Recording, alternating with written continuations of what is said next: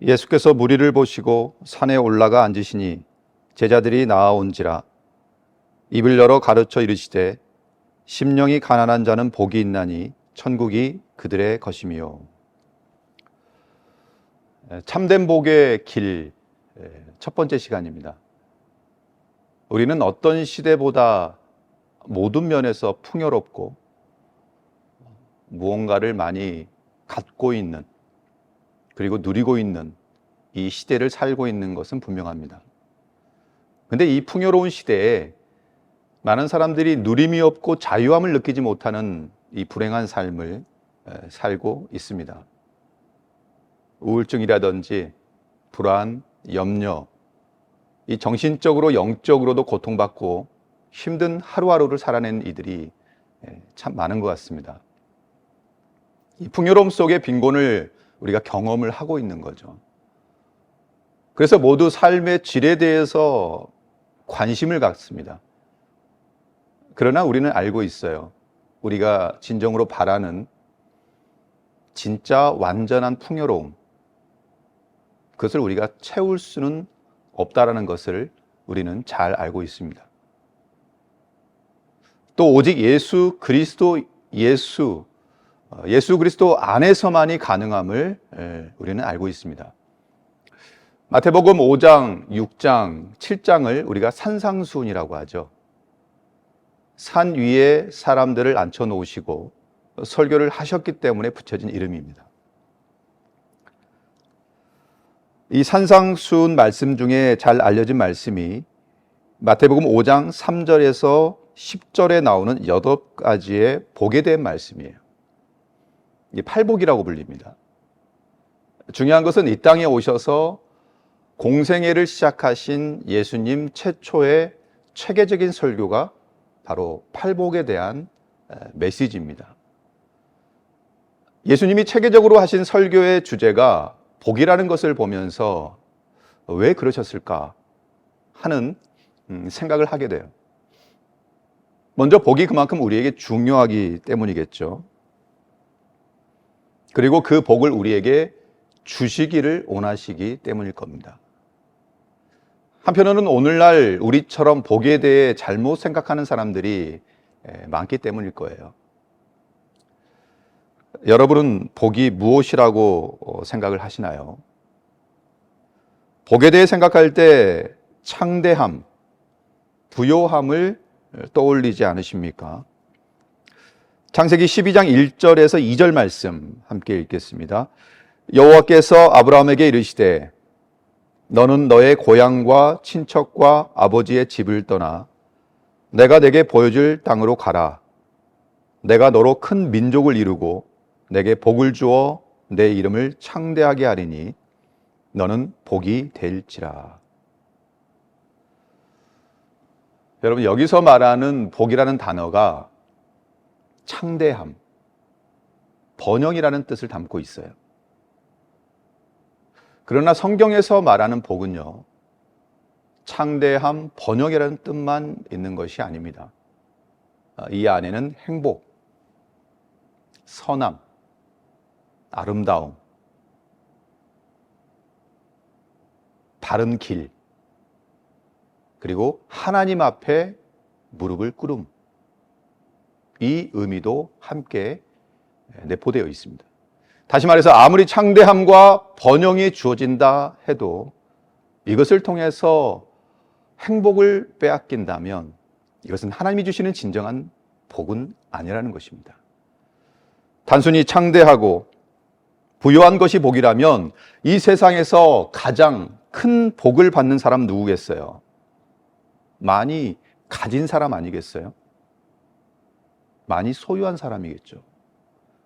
그러나 그가 소유와 돈이라든지 재산 때문에 진정한 행복을 놓치고 살아간다면 이것은 복이 아니라 오히려 저주일 수 있겠죠.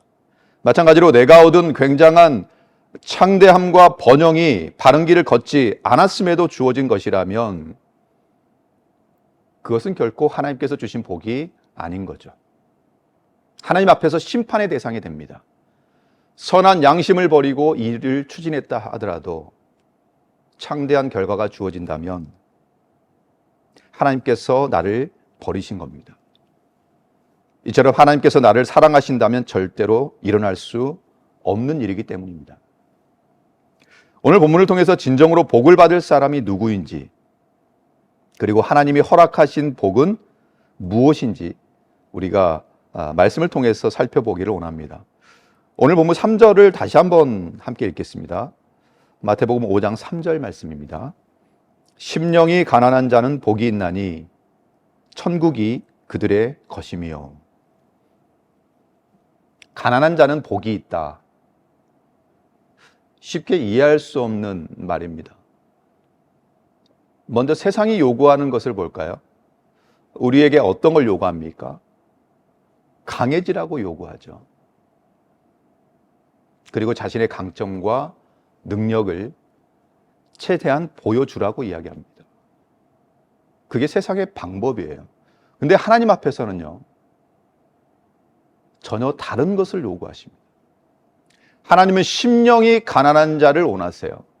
자신의 심령의 가난함을 깨닫지 못한다고 한다면 그 사람은 하나님 앞에 설 수가 없는 것이죠. 시편 51편 17절 말씀 함께 읽어볼까요? 하나님께서 구하시는 제사는 상한 심령이라. 하나님이여 상하고 통회하는 마음을 주께서 멸시하지 아니하시리이다. 계속해서 이사야 66장 2절 말씀입니다. 무릇 마음이 가난하고 심령에 통회하며 내 말을 듣고 떠는 자 그 사람은 내가 돌보려니와. 시편 34편 6절 말씀입니다. 이 공고한 자가 부르짖음에 여호와께서 들으시고 그의 모든 환난에서 구원하셨도다. 여러분, 그렇다면 심령이 가난하다는 것이 뭘까? 이 부분을 잠깐 볼까요? 어떤 사람들은 심령이 가난하다는 것을 겸손하다는 의미로 해석을 합니다. 그러나 여기서 말하는 가난은요, 겸손의 정도가 아니에요. 겸손하면 복이 있다. 근데 이것은 십자가의 복음과 맞지 않습니다. 본문에 쓰인 가난이라는 단어는 혼자의 힘으로는 도저히 먹고 살 수 없는 절대적인 빈곤층을 말하고 있어요. 뼈 빠지게 열심히 일을 해서 겨우 먹고 살 수 있는 사람이에요. 그러나 심령이 가난한 자에게 말하는 가난은요, 이 정도가 아니라고 하는 거예요. 먹고 살기 위해서는 남에게 무릎을 꿇고 구걸을 해야만 하는 사람들입니다. 즉, 예수님이 말씀하신 가난한은 너무나 가난해서 남에게 굽실거리고 움츠러들 수 있는 거지와 같은 매우 가난한 사람을 말하고 있는 것입니다. 다시 말해서 영혼의 배고픔, 영의 궁핍함, 영의 목마름을 채우기 위해서는 나로서는 아무것도 할 수 없다는 절망이 있는 사람인 거죠. 나에 대한 완전한 포기, 그리고 은혜에 대한 갈망이 있는 사람을 말하고 있는 것입니다. 결국 절대적으로 하나님만 의지하는 사람인 거죠. 하나님이 아니면 그 어느 누구도 도와줄 수 없는 사람. 그래서 처절하게 절대적으로 하나님을 찾고 하나님께 기댄 사람입니다. 심령이 가난한 자, 영혼이 가난한 자는 그가 하나님을 의지하기 때문에 그래서 복이 있는 거죠. 왜요? 신실하신 하나님은 심령이 가난한 자의 절박함을 외면하지 않으시기 때문입니다. 여러분, 가난한 심령을 가지고 계십니까? 우리가 고백하는 정도의 내용을 몇 가지만 볼까요? 나를 위해서 기도해 주는 사람이 많습니까? 교회 다니는 것은 내 마음을 평안하게 해주니 좋은 것 같아요? 예수님 믿으면 문제가 해결될 것 같습니까? 이런 마음 정도가 아니라고 하는 거예요. 하루라도 한순간도 은혜 아니면 살 수 없는 절박함, 그 간절함이 있는 거죠. 심령의 가난함을 지닌 자의 모습이 어떤 모습인지 우리가 살펴볼 수 있는 구절이 있어요. 시편 42편 1절 말씀과 63편 1절 말씀 두 절을 같이 읽겠습니다. 하나님이여, 사슴이 시냇물을 찾기에 갈급함 같이 내 영혼이 주를 찾기에 갈급하나이다. 63편 1절 말씀입니다. 하나님이여, 주는 나의 하나님이시라. 내가 간절히 주를 찾되 물이 없어 마르고 황폐한 땅에서 내 영혼이 주를 갈망하며 내 육체가 주를 앙모하나이다. 여러분, 이 시편의 말씀이 공감이 되시나요? 사슴이 물 한 방울이 없어 자신의 목숨을 걸고 시냇물을 찾아 헤맸듯이 여러분의 영혼의 목마름을 채우실 주의 은혜에 대한 간절함이 여러분께는 있으신지요? 오늘 예배에 나올 때 오늘 하나님이 내게 은혜 주시지 않으면, 하나님이 내게 말씀하지 않으시면 안 된다라고 하는 간절한 절규를 가지고 오늘 예배 자리에 나오셨는지요? 이것이 심령이 가난한 자의 모습인 줄 믿습니다. 근데 우리들의 모습은 어떤가요? 우리 안에 심령의 가난함을 방해하는 것들이 있어요. 먼저는 부요함입니다. 존 파이터 목사님은 하나님의 은혜에 대해 목말라 하지 않는 그리스도인들을 향해서 금식기도라는 책에서 이렇게 말씀하고 있어요. 만일 당신이 하나님의 영광이 나타나기를 바라는 강렬한 욕구를 느끼지 못하고 있다면 그것은 한껏 취하여 만족해 있기 때문이 아니다.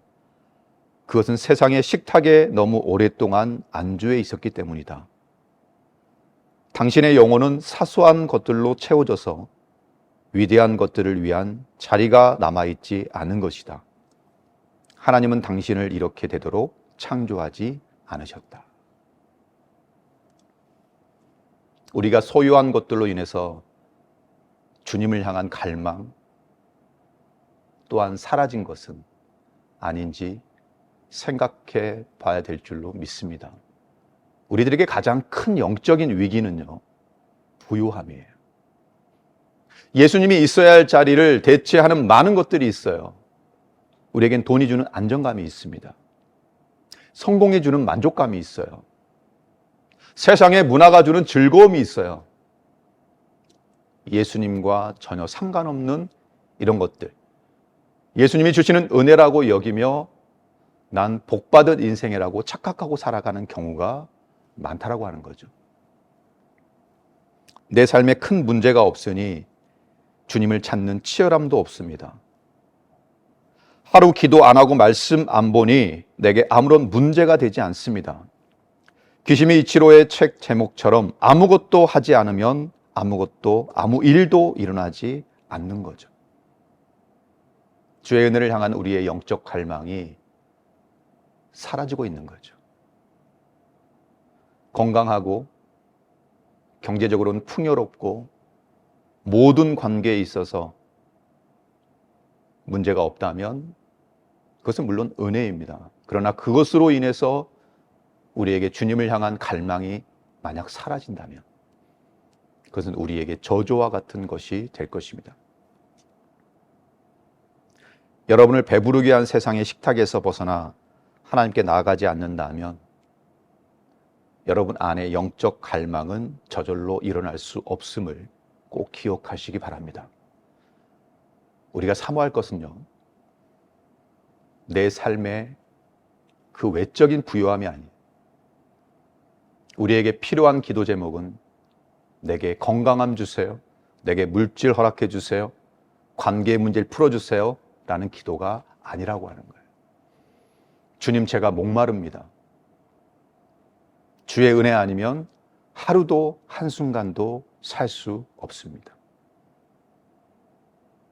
이런 심령의 가난함이 우리 심령 가운데 회복되어야 될 줄로 믿습니다.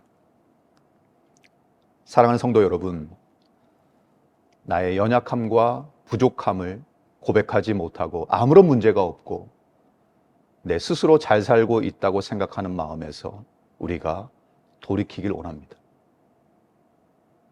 평생 다른 사람들의 평가나 평판, 내 자존심을 지키려고 하면서 거기에 조금이라도 흠집이 생기면 안 된다고 하면서 내 스스로를 감추려는 모습을 이제는 내려놓길 원합니다. 이런 마음이 교만이에요. 마귀는 우리의 죄에 대해서 둔감하게 만듭니다. 그리고 죄를 숨기게 해요. 자존심 때문에, 평판 때문에 주님 앞에, 사람들 앞에서 감추게 해요. 너 정도면 의인이지, 너 정도면 괜찮아 라고 계속해서 내 귓가에 속삭입니다. 추운 지방에 사는 에스키모들이 늑대를 잡는 특별한 방법이 있다고 그래요. 날카로운 칼날에 이제 피를 묻힌 후에 그것을 얼리는 것을 반복하다 보면 얼어붙은 피가 칼날을 완전히 덮어서 칼날이 보이지 않게 됩니다. 그 피 얼음 덩어리에 감추어져 있는 그 칼날을 늑대가 많이 다니는 곳에 이렇게 이제 파묻어요. 근데 칼날이 위로 올라오게 묻는 것이 그 방법입니다. 그러면 늑대는 피 냄새를 맡고 다가와서 얼어붙은 피를 혀로 핥기 시작합니다. 늑대가 계속 피를 핥아먹으면 자연스럽게 피로 된 얼음이 녹겠죠. 감춰져 있는 날카로운 칼날이 비로소 드러나게 됩니다. 근데 그 사이에 늑대의 혀는 얼음 때문에 감각이 없어져 있어요. 칼날이 자기의 혀를 가르고 피가 줄줄 흐르고 결국 자기 몸에서 흐르는 피를 더욱 열심히 계속 핥아먹는 거죠. 드디어 늑대는 피를 많이 흘리고 쓰러질 때까지 피를 마시다가 죽는다고 합니다. 이것이 마귀의 전략이에요. 마귀는 우리가 죄에 대해서 둔감하게 해요. 죄에 대한 둔감하면 은혜에 대한 감격도 잃게 되죠. 내가 어떤 죄인이고 지금 내가 무슨 죄를 짓고 있는지도 잊고 있으니 은혜도 놓치고 있는 거죠. 그러나 심령이 가난한 사람은요, 자기 안에 있는 문제를 그대로 다 드러낼 수 있는 사람입니다. 스스로는 아무것도 할 수 없다는 것을 알기에 드러내는 것을 두려워하지도 않습니다. 이처럼 우리는 날마다 우리의 실체와 직면해야 돼요. 오직 예수 그리스도의 빛 가운데 우리의 실체를 드러내야 되는 거예요. 우리의 심령 안에 온갖 불의와 탐욕과 음란과 거짓과 이 가득한 이 모든 것들을 우리는 봐야 되는 거예요. 사도 바울이 고백한 것처럼 로마서 7장 24절에 오라 나는 곤고한 사람이로다. 이 사망의 몸에서 누가 나를 건져내랴. 이 절망이 매일매일의 삶에서 있어야 될 줄로 믿습니다. 그리고 그 마음 그대로 십자가 앞으로 나아가면 우리에게 감당할 수 없는 은혜가 누려지게 되는 것입니다. 그때부터 주님은 그를 도와주실 수 있어요. 예수님이 그 인생을 붙드실 수 있어요. 마음이 가난한 사람은 자기를 드러낼 수 있는 사람입니다. 우리가 하나님께 나아갈 때 가장 먼저 느껴야 할 것이 바로 심령의 가난함입니다. 하나님 앞에서 내가 얼마나 무능력하고 비참하며 가난한 존재인지를 깨달아야 되는 거예요. 여기서부터가 시작입니다. 나 자신의 가난함과 그리고 허무함 그리고 무력함을 깨닫지 않고서는 하나님을 바라볼 수 없게 됩니다. 마태복음 5장 3절 말씀 다시 한번 읽겠습니다. 심령이 가난한 자는 복이 있나니 천국이 그들의 것임이요. 하나님 밖에는 의지할 곳이 없는 사람, 그래서 절대적으로 하나님만을 의지하며 그분의 도우심으로 살아가는 사람에게는 하나님은 가장 큰 선물을 주십니다. 그것은 바로 천국입니다. 심령의 빈곤이 넘치는 사람들, 사랑과 기쁨과 소망, 평안이 없는 사람들, 그리고 외로움과 두려움과 근심에 휩싸이는 사람들, 주님은 이런 마음으로 주님 앞에 나온 사람들에게 천국을 선물로 주십니다. 그들이 받을 천국은 그런 영적 빈곤함을 채워주는 영적인 풍족함입니다. 다윗은 시편 84편에 이렇게 고백을 합니다. 84편 10절 말씀입니다. 주의 궁정에서의 한날이 다른 곳에서의 첫날보다 나은즉 악인의 장막에 사는 것보다 내 하나님 성전 문지기로 있는 것이 좋사오니. 우리는 예수님 없으면 언제라도 무너질 수밖에 없는 존재임을 함께 고백합시다. 그러니 매 순간 주님의 이름을 부릅니다. 사랑하는 성도 여러분, 우리에게 필요한 것은 예수 그리스도의 한 분이십니다. 그분 안에 거하는 삶, 그분이 주시는 풍요로움을 맛보는 삶, 이게 진정 참된 복인 줄 믿습니다. 이러한 진정한 참된 복의 길을 걸어가시기를 주님의 이름으로 축원합니다. 함께 기도하시겠습니다. 하나님 아버지, 예수님 아닌 다른 것에서 우리가 만족과 유익을 구했던 것을 용서하여 주시옵소서. 우리의 심령을 더욱 가난하게 하시고 주의 은혜 아니면 살 수 없다는 처절한 부르짖음이 회복하게 하여 주시옵소서. 예수님이 거하는 삶, 예수님이 주시는 풍요로움을 맛보는 삶, 이게 참된 복임을 알게 하여 주시옵소서. 감사하며 예수님의 이름으로 기도하옵나이다. 아멘.